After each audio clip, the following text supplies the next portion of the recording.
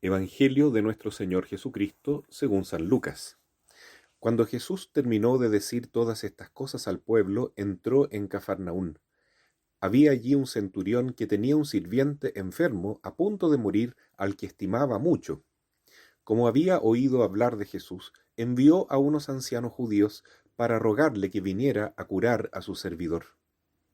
Cuando estuvieron cerca de Jesús, le suplicaron con insistencia, diciéndole: Él merece que le hagas este favor, porque ama a nuestra nación y nos ha construido la sinagoga. Jesús fue con ellos, y cuando ya estaba cerca de la casa, el centurión le mandó decir por unos amigos: Señor, no te molestes, porque no soy digno de que entres en mi casa. Por eso no me consideré digno de ir a verte personalmente. Basta que digas una palabra y mi sirviente se sanará. Porque yo, que no soy más que un oficial subalterno, pero tengo soldados a mis órdenes, cuando digo a uno, ve, él va, y a otro, ven, él viene. Y cuando digo a mi sirviente, tienes que hacer esto, él lo hace.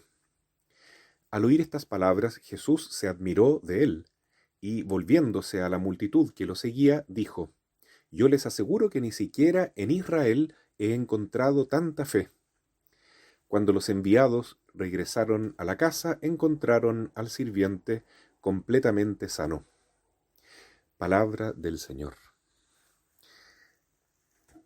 Hoy recordamos a este centurión anónimo que eh, tuvo tanta fe que llegó a admirar a Jesús, mismo el Hijo de Dios.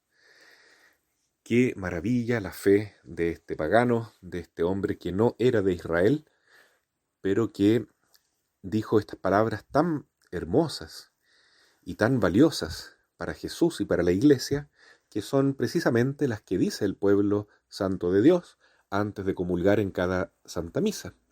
No soy digno de que entres en mi casa, pero una palabra tuya bastará para sanarme. En el caso del centurión, él quería mucho a su servidor, que estaba muy enfermo, y tenía puesta su fe en Jesús. Había oído hablar de él y creía en él, en su poder. Entonces, en primer lugar, hay que rescatar en el ejemplo de esta fe que Él es un intercesor. La fe verdadera, entonces, la que admira a Jesús, es aquella que ama la oración de intercesión. Por eso se equivocan muchísimo quienes creen que la mejor oración o la fe más pura, por decir así, es la que se dirige directamente a Dios, la que se dirige directamente a Jesús.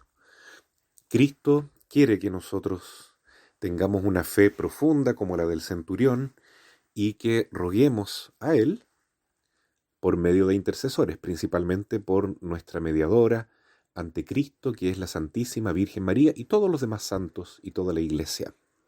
Jesús mismo es nuestro mediador ante el Padre Dios. Entonces, ese es un punto importante en la fe. Lo otro es que este hombre creía tanto en Jesús que no necesitaba verlo personalmente. De hecho, al principio manda a unos intercesores, ¿no es cierto?, unos ancianos judíos, para rogarle a Jesús por su sirviente, y Jesús le hace caso. Pero poco antes de llegar a la casa del centurión, vuelve a mandar unos amigos y le dice al Señor que no es necesario que entre en su casa, porque puede sanar a su siervo a distancia. Es ahí donde Cristo queda completamente asombrado y admirado humanamente con esta fe maravillosa del centurión. Esto es tan valioso porque Jesús mismo dice que el que crea y se bautice se salvará. Tal como repite San Pablo en la carta a los Romanos, el justo se salvará por la fe. Entonces, la fe es fundamental. Es tan precioso tener este don. Hay que pedirlo y hay que pedir que el Señor aumente nuestra fe, siempre. Porque en la medida que tenemos fe, podemos participar más y mejor del misterio divino. De hecho, es así como podemos nosotros participar de la naturaleza divina. Jesús dice: ¿quién es mi madre? ¿Quiénes son mis hermanos? Son aquellos que escuchan la palabra de Dios, que creen la palabra de Dios y practican la palabra de Dios, la voluntad de Dios.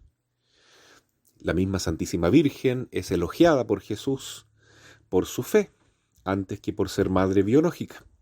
Cuando aquella mujer de la multitud le dice: bienaventurado el seno que te llevó y los pechos que te amamantaron, y Jesús le responde: más bien di feliz la que creyó que se haría la voluntad de Dios, porque el que hace la voluntad de Dios, ese es mi hermano, mi hermana y mi madre. Entonces la Santísima Virgen, como bien dice San Agustín, es madre de Jesús primeramente por ser discípula y por tener una fe tan profunda en él, de hacerse ella misma la esclava del Señor, de querer encarnar en su propia vida la voluntad de Dios del mejor modo posible.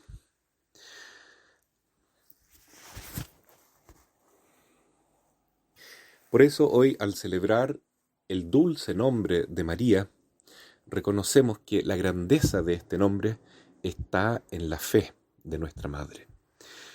El nombre María tiene muchos significados.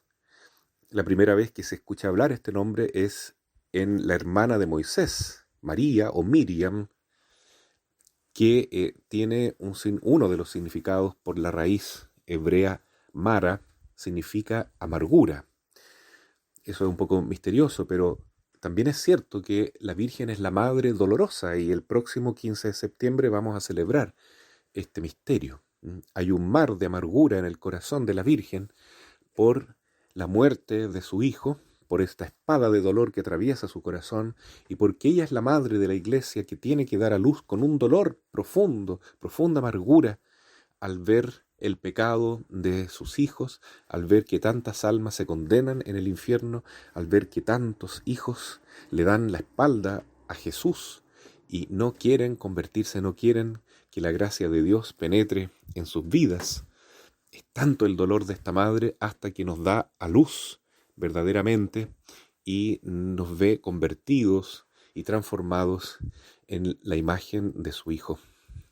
También el nombre de María significa amada, predilecta, la excelsa, la más querida entre todas las mujeres.